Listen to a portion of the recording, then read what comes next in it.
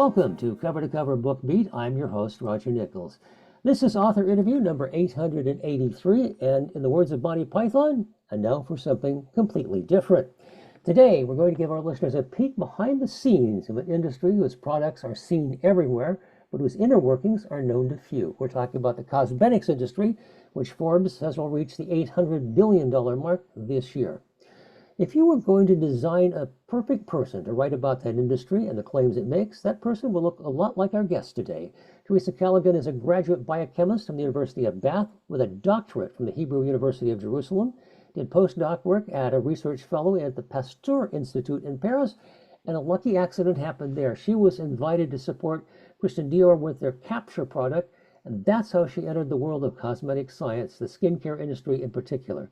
In the 35 years since, she's worked with some of the biggest names in the business, published more than 150 scientific and technical articles, sits on the scientific editorial review board of the International Journal of Cosmetic Science, serves as a scientific editor at Eurocosmetics magazine, is an active member of a number of professional societies, and in her spare time, she used that expertise to write a fascinating book. Help, I'm Covered in Adjectives, Cosmetic Claims in the Consumer, Navigating Science, Regulations, and Myths in the Beauty Industry, which is now in its second edition. And we are very pleased to welcome Dr. Theresa Callaghan. Thank you very much for that kind invitation, Roger. I'm delighted to be on the show with you this morning. And yes, welcome to the world of cosmetics. Before we get to the book, I want to find out a bit more about you, because if you ask a youngster what they want to be when they grow up, very few will say, hey, I want to be a biochemist. So what drew you to that profession? Oh, there are a number of things. One was my parents. I'm of the older generation where, where your parents sort of help drive where you should go. And my father being an engineer and my mother having been a nurse before she got married, it was clear that certainly the sciences and the technologies would be the kind of areas that their children would be in. And when I was studying my advanced levels at school, I couldn't decide, should I do biology or should I do chemistry? In terms of going to university. And of course, biochemistry was the happy medium, but it also opened up wider possibilities rather than just biology or chemistry in terms of what future career directions there could be. So I chose to go to Bath University to do applied biochemistry, and that meant that I could have 2 6-month periods because it was a 4-year course, so I could go out to industry. So in my second and third year, we spent 2 times 6 months in industry. And that was really educational because you got to understand how your university degree could be applied to what was going on outside of academia. And it was a very enjoyable experience. So I was delighted that I did that, and I was very happy doing that. So Interesting. that's how I ended up, yes. I thought I would stay in academia, but it didn't happen. Well, I think you made the right choice there, but you have ties certainly all over the place with learned journals and whatnot. So you are still, in one sense, still in academia. Oh, definitely. As a cosmetic scientist, people think that cosmetic science is just formulation. Formulation is only part of that. The formulators, and should we say, if I can use simple language, tend to be the chefs of the product. But the science, it can be anything from skin bioengineering to tissue bioengineering to microbiology to dermatology to um, um, genetics. Just about every science that you can think of has an application within the category of cosmetics. And that's what makes it so much fun, as well as having, that scientific interest. And it is a totally fascinating field, and and in some respects, we owe it to ourselves as cosmetic scientists to encourage, shall we say, the commercial aspect of the industry, which is the face to the consumer, to get out of this fashion uh, fixation. The skin's not a fashion item, it's an organ of the body. The role of cosmetic products is to take care of your skin. It's not to dress them up in pretty pink fluff and a furry hat.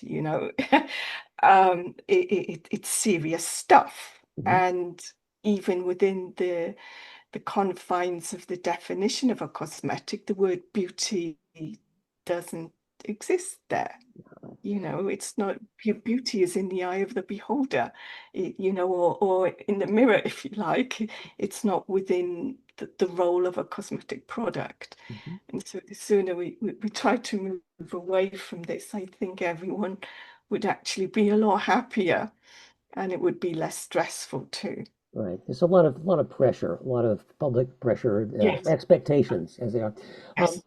Couple of things. The first edition of Help I'm Covered in Adjectives. By the way, that title is superb. I love that. Help I'm Covered in Adjectives. Where did that come from? Is that yours? Did you do Uh, that? I remember seeing a cartoon. This was many, many years ago. It was just a cartoon I saw, and it was a cartoon about a woman with hair Mhm. and saying, "Oh, my hair is covered in adjectives," and I just thought this is such a fantastic um, way to look at it, and so I just thought, well, why couldn't we blend this within the wider, shall we say, more straight-laced title of cosmetic claims? Yeah. Um, but what I also found was, in using the title, I had to explain what an adjective was. Oh, Uh, and that was terrifying. When people said, well, what's an adjective? And I'm just thinking, whoa, I'm not sure if they were winding me up, yeah. trying to catch me up. But I just thinking, well, no, you know, it's fairly straightforward. Yeah. So, but yes, a book like that needed to have a title that grabbed attention, Hmm. right? Because it's a serious book, and although there's a certain amount of wit and humor in there, in that dry British sense, there's a lot of serious things in there, and there's a lot of questions in there. The reader soon grasps the fact that I am asking them questions. Yes. Yes. How do they see it? Mhm. How do they view it? What would they do in the circumstances? Because even though we have legislation, um, it's it, cosmetics is all about perception. It's all about the sensory aspects as well as about the objective aspects too. Mhm. And so, when you go into store, or even when I go into store, if I'm in the supermarket running around doing the weekend food shop and I need to buy a shower gel, um, I, I'm I just need to grab the shower gel, but I need to know that that shower gel looks nice, smells nice, and will do the job. I don't need to know anything else. Yeah. But whereas if I want to buy something a bit more sophisticated, like an eye cream, Yeah. then I might want to spend more time on that. Hmm. So, so yes. And the book had to go into a sec because the first edition came out in 2019. And the reason I wrote the book in the first place was because I was asked to. Oh. I'd um, I'd been giving a series of workshops on how to develop a cosmetic claim with a number of obviously customers because I'm consulting, but also with the industry in general. And there was I gave this big annual workshop at one of the big cosmetic events that we have, and a number of people in the audience for about 2 or 3 years said, Therese, is there a book? Hmm. So I decided, no, there isn't, and I need to write one. There you go. And I had a lot of encouragement from colleagues to do it. So that came out in 2019. And then I realized as soon as I put it out, I needed to go into a second edition Mhm. because that is how fast uh, the industry moves. And it can be quite challenging uh, because of this, Mhm. because they're saying, oh, the consumer wants new, new, new, new, new. Mhm. Well, I'm just thinking, no, they don't, they don't, they don't. Has anybody actually asked them? Or is it just the industry pushing this Yeah. newness narrative?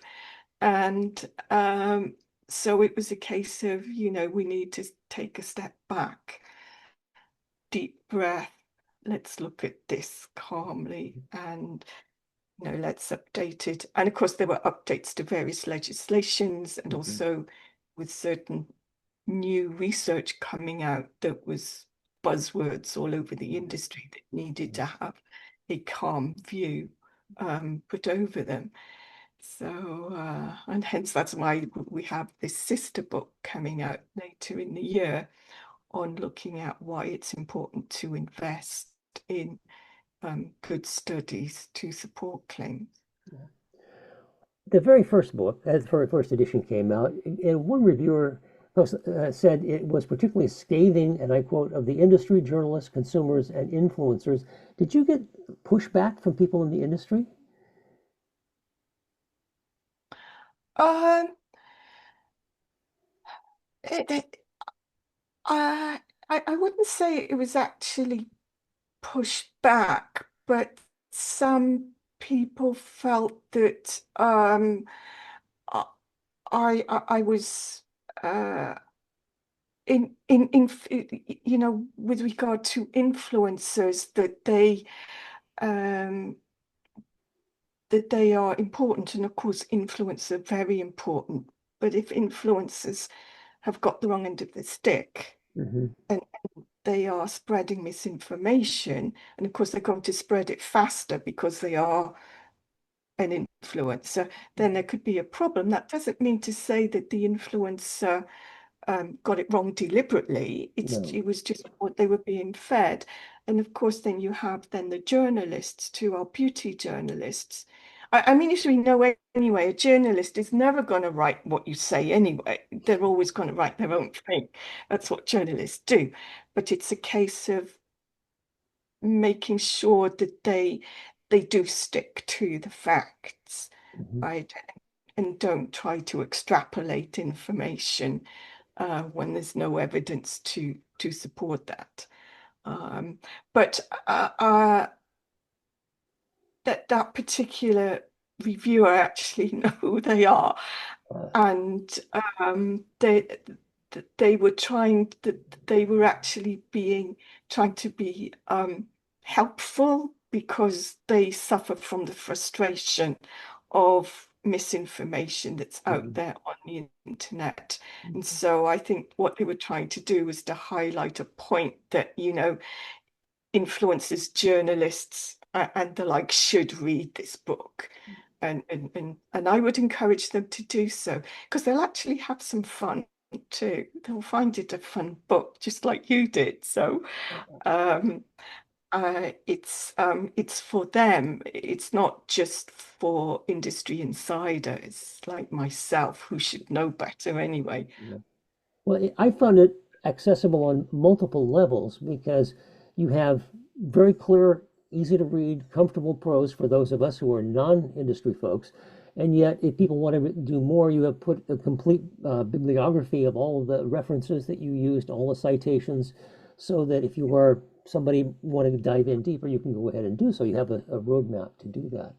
And I want to thank you personally for something that I read that woke me up a bit. For all my life, I have thought, and I have had stuff with dandruff, I have thought that I had dandruff. But in reading the book, you said dandruff is yellow. You have white stuff, you have dry scalp. So all those dandruff shampoos that I have been using, I wonder why they haven't worked. That's Yes, yes, dandruff, or what we call dandruff, as the dermatologist will say, it's a complicated thing to have because as winter comes, you have winter dry skin, and especially here living in Hamburg, the mhm, air is very dry for most of the year, and it's worse in the winter. So your skin dries out, and you end up with flakes. And then, of course, with that scenario, then you also have a disturbance in what we call the microbiome of the scalp. And then, yeah, you can get the dandruff, and that's when you can get the dandruff. And now you see advertised on television, because I see it here on TV. It is now some of the big brands, especially those with hair care, and these are adverts with male models in them. So, but they're not necessarily for men as only. It is where you have what we now call skinification of the scalp. So skincare ingredients are now put into the shampoos and conditioners, particularly those who have dry scalp and dandruff, mhm, right? But the medical condition dandruff, right, but where mhm, that's really bad, and you can get seborrheic dermatitis, you can get all sorts of horrible things going on in your scalp. Then you need to go to see a dermatologist. A cosmetic product will only scratch the surface, if you excuse the pun, they're not intended. Whereas if you just have like dry scalp as a result of needing a moisturizer, mhm. you can now find that. Yes. So Um, it's already had practical but effects for me. Yes. yeah, but most people suffer from seasonal skin dryness, Mhm, and if you've got itchy, flaky scalp, you probably find that you've got dry elbows, knees, and shins too. So, or maybe put around the face, particularly for those men um, using a razor every day. Sometimes you see this white mark mhm. here from just dry skin, and it just needs moisturization. As simple as that. One of the things that I should say that the focus of the book is about the tension, I think, between firms that are marketing and they want to make money for their stockholders and do service for their customers. They want to find a claim that is enticing to somebody who's walking by and sees it on a shelf.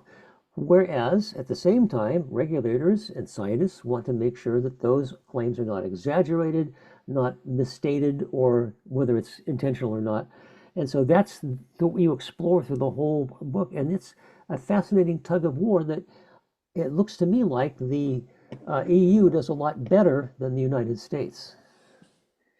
Oh, yes. In the what I like about the European Union, the regulators,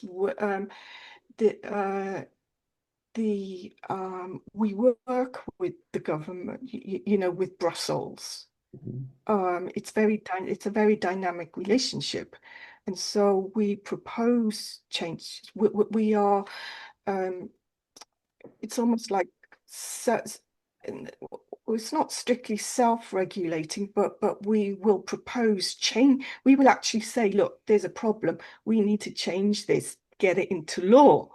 And it's like a partnership in a way, and there are always updates and changes, sometimes several times a year with some things, and certainly twice a year. The borderline guidelines are mhm, always updated, and and even now the regulation, the EU cosmetic regulation that in the cosmetics industry has just gotten used to, is now under review, and next year there's going to be more changes to it. So it evolves mhm, quite rapidly, actually, even though some of us think it's not fast enough. Whereas poor America, oh my goodness me, we do feel bad for America in this regard, because it took 80 years to get the modernization of the Cosmetic Regulation Act. 80 years, right? And that happened it was enforced in 2023. And it's a huge step in the right direction, which is great, but there's still room for better harmonization with the rest of the world because countries, certainly in the Far East, that they are very on the ball, and there is closer harmony with the EU, and so if we had in the ideal world, we would have one global Mhm. regulation, right? Yep. Um, but I don't think it's going to happen in my lifetime. But what we would like to have is a much closer harmonization, and certainly we are getting that way with various parts of the world, and we would love to have America as part of that because the American cosmetics industry is such fun bunch of people. They are clever and they offer the industry at the global level a lot. And so they deserve all the support that they can get. And in doing so, then they would be in a better position to provide the American consumer with the information that the consumer is asking for. Otherwise, it's going to be the gospel of TikTok for the next 5 years. We don't want that to happen because there's a lot of pushback from the industry on that.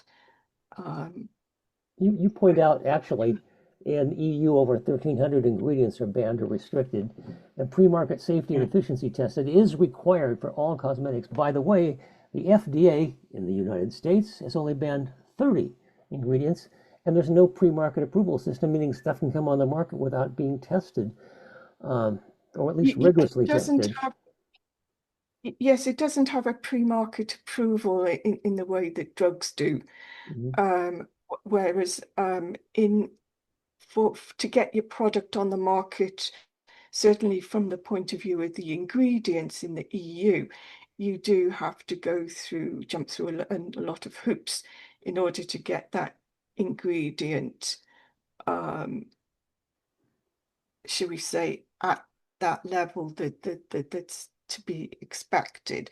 And there are the constant toxicology reviews done over ingredients. So whilst the pre-market approval, it's not the same as it would be for a drug Right. active principle, right? Um, but my understanding is that the FDA it is moving, but there's so many changes going on at the moment in America, and at the moment, you know, because it's foods, drugs, and cosmetics, foods and drugs will always be at the top of the food chain. Hmm. Absolutely. Cosmetics won't. Yeah. And the big difference that we have in Europe as compared to the USA is that foods, drugs, and cosmetics are completely separate entities. Mhm. Whereas in America, you're all under the same umbrella. They call it the Uh, Food and Drug and, Administration. Yes.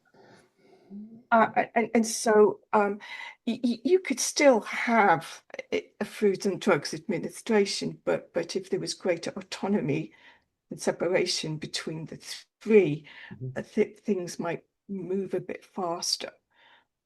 But that's not for me to say at the end of the day. I'm just making an observation. Well, Yeah.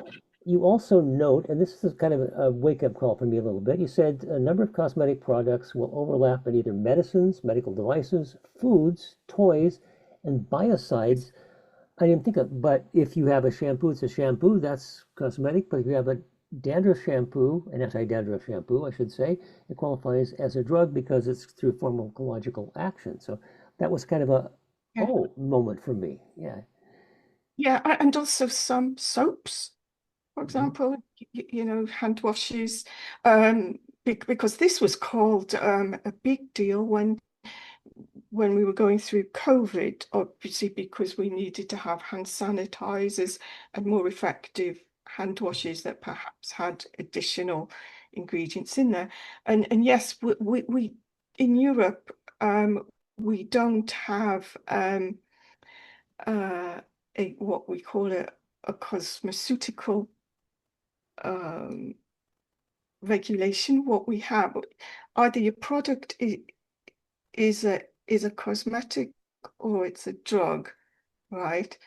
But but we have this borderline situation so that um, if it does overlap, there are certain guidelines that you have to follow if you want it to stay a cosmetic.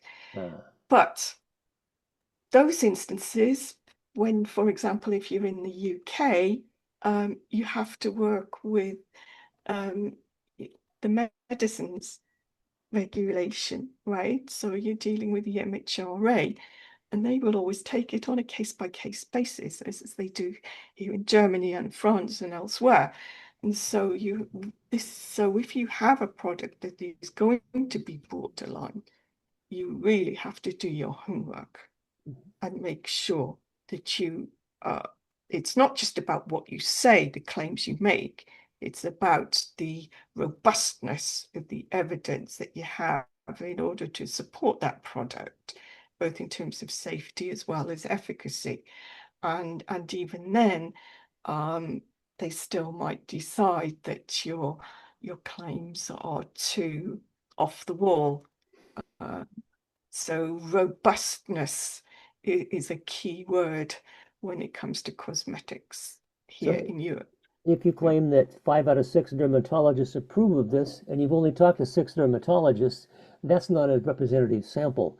And you would have to demonstrate that you talked to a representative sample and that they had agreed and you had all the documentation for that.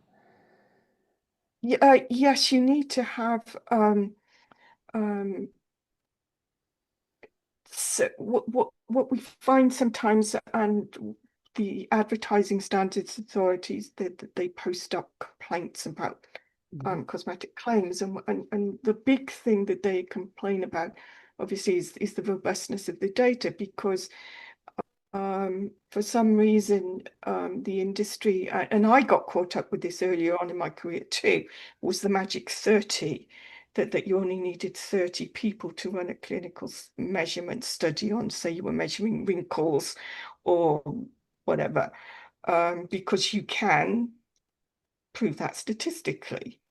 But it's not representative of the market out there on the high street. Mhm. And that's why you have to also run consumer use studies Mhm. of 100, at least 100, if not more, people. And that will give you a representative sample there. Yeah, and the question then becomes, uh, my wife's PhD and she did some work in system science and psychology, and so I got to learn quite a bit about stats along the way, more than I ever wanted to. Uh, yeah, and one of the things that she talked about was the number and how you design the questions that you ask in the study and how you formulate it and how you do not throw away all the outliers just to get a smooth curve. And so all of those are Yes, factors that, absolutely. Yes.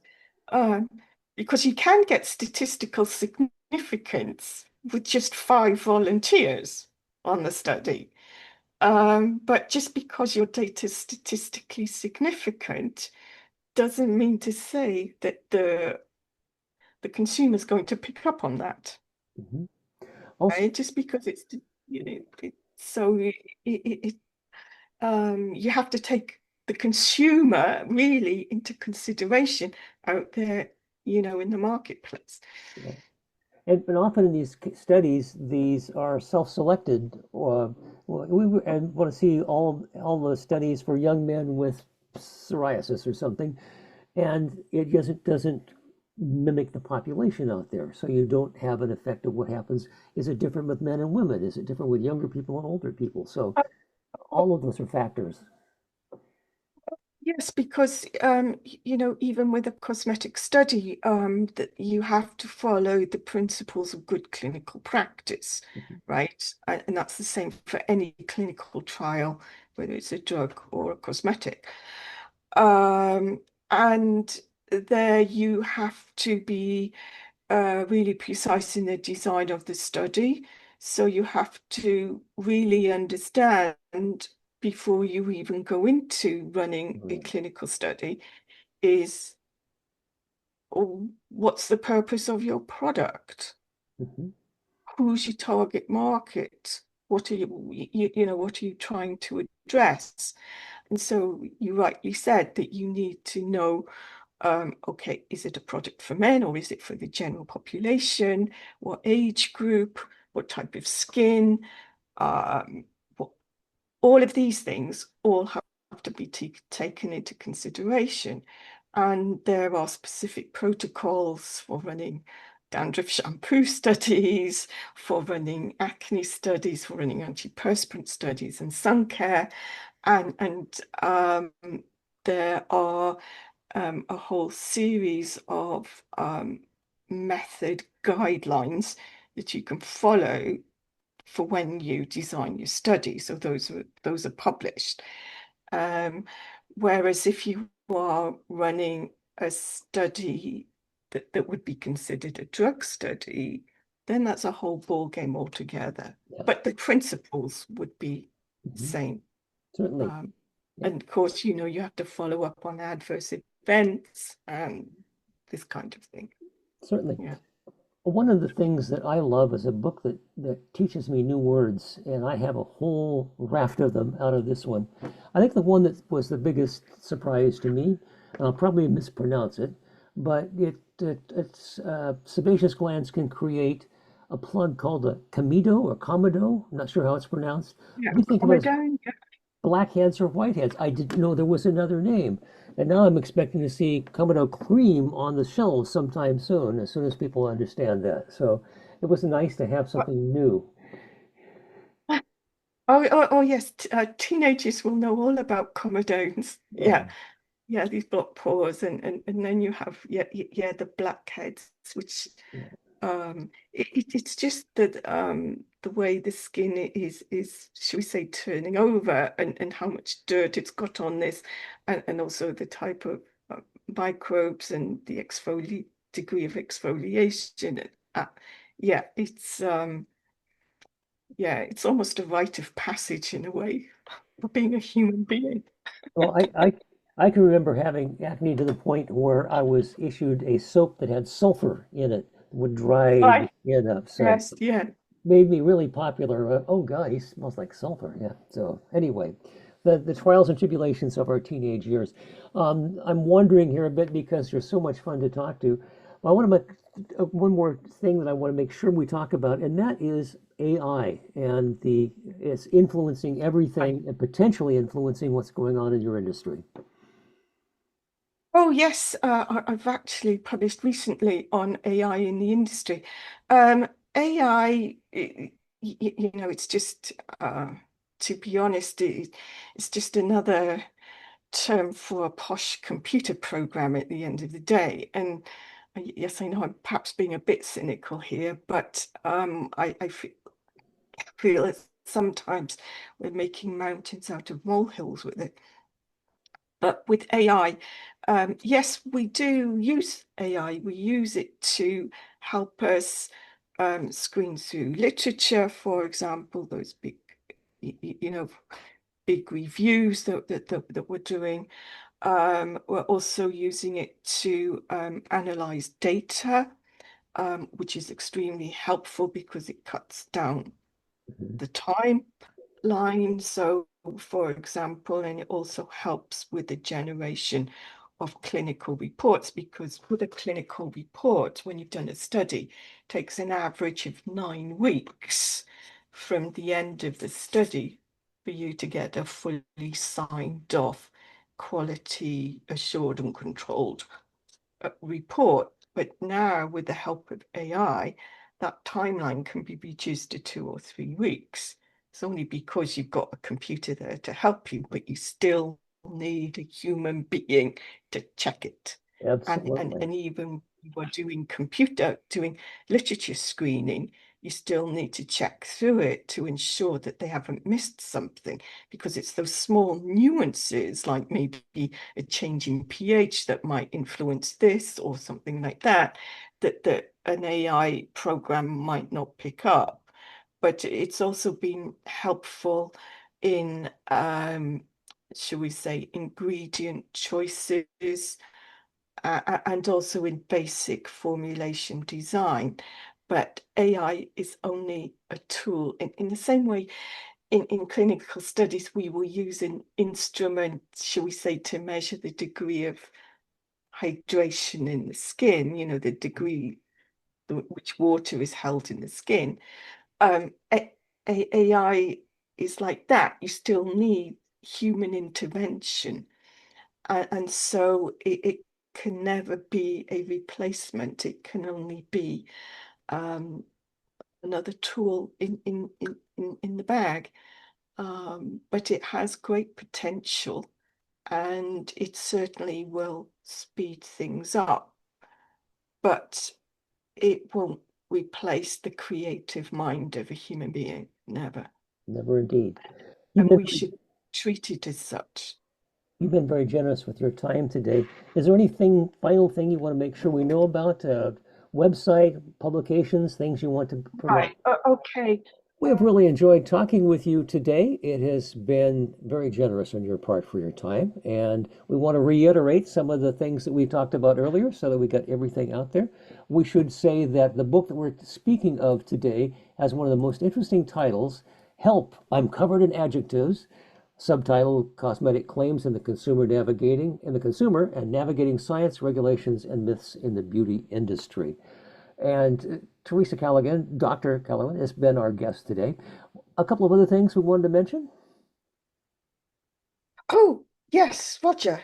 Yes, there's a companion book coming out later in the autumn, or should I say the fall, and this will be entitled Cosmetic Claims and the Myth of the Cheap Study and the importance of proper financial investment in supporting cosmetic claims. That's a working title.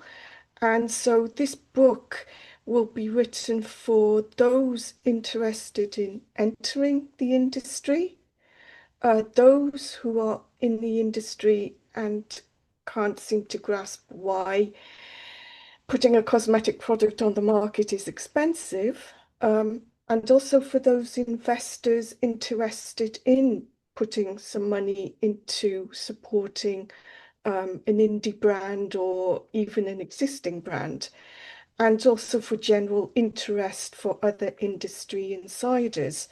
It won't be a big book, but it will certainly lays out the importance of good investment into cosmetic claims and their substantiation, and helps the reader understand that, that human beings are priceless, not priceless. Oh, In, very so well so put. Yes. I'll be looking at that. Hmm. And then just while we're here, Yes. yes, over the last couple of days, I launched my debut novel on the it's a thriller. It's actually a series of thrillers. They are all woven in together, and they're set against the backdrop of a collapsed beauty industry. So that should raise a few laughs amongst my colleagues, definitely. And where it follows the investigations of a financial fraud investigator who becomes a reluctant sleuth after one of her colleagues is bumped off and Uh-oh. found in mysterious circumstances, and how that first investigation opens up this huge Pandora's box. And by opening that box, it then enables me to write a whole series of books. So I'm really excited about it because it means I can also put in my home country of Wales too. And it has like an international flavour as well. So I won't say any more than that because I don't want to spoil it. But um, just getting back to the book on cosmetic claims that we're discussing today, that book is available on both Amazon and Barnes and Noble. and the Barnes& and Noble book will be available the 5th of September, but it's available for pre-order now. The Amazon book is available anyway, and it's got a new print cover, so to smarten it up. And then as I said, the companion book will come this fall, and again, I'm going to make it available through the same book avenues. And the novel, well, again, that's available both on Amazon and Barnes and Noble, and the release date is the 15th of September. And I have high hopes, but I'm being realistic too. So, Well, I think Lee Child and John Grisham and all of them should watch out because I suspect you're going to be a comer. And we should say you did it under a pen name as well, so that if they want to look it up. excuse me. Yes, my non-fiction books are under my real name, my professional name, and my fiction books I write under a pen name, Tess M. Calloway, um, because they're because I am well known within the industry for my writings and for my common sense approach to claims and claim substantiation and support. If I suddenly wrote a book of fiction under my real name, I'm terrified that there will be people in the industry who think the book of fiction is actually real. Mhm. And it isn't, it's a total work of fiction. So that's why I chose a pen name, but it's close enough to my real name. And the name Callaway means pebbly place and in Old English. And there's a character in the book who has a nickname called Pebble. And also the investigator, she often takes refuge in a place in West Wales that is known for its pebbly coastline. So Oh, how yeah, that fascinating! worked out well, I All right. thought. Yeah. And I can see why you would not want people in the industry to say there was a roman à clef, a novel with a key. In other words, disguised and disguised as a real people, which is not, I'm assuming. Yeah. Yeah. So the um the characters in the book are based on experiences. That there is me in some of these characters, and some of the characters in there um, I've developed from experiences with other people, but it's all fiction, definitely, because if what I've written goes on in the industry, ooh, then we're in trouble. Well, Definitely. there is a certain freedom to be able to write fiction and be able to get your imagination to put interesting situations out for people, and I suspect Yeah. that's the case. Again, you have That's why been I'm keeping my day job. well, you've been at it for 35 years. You're pretty good at it by now. Our guest today, Theresa Callaghan, the latest book of hers is coming out shortly, but the new one that we're talking about today is Help, I'm Covered in Adjectives, Cosmetic Claims in the Consumer, Navigating Science, Regulations, and Myths in the Beauty Industry. We'll find it wherever books are sold. Thank you so much for being with us today. Oh, thank you very much, Roger, for inviting me. I've enjoyed our conversation very much. Thank you, and have a super weekend ahead. Thank you very much.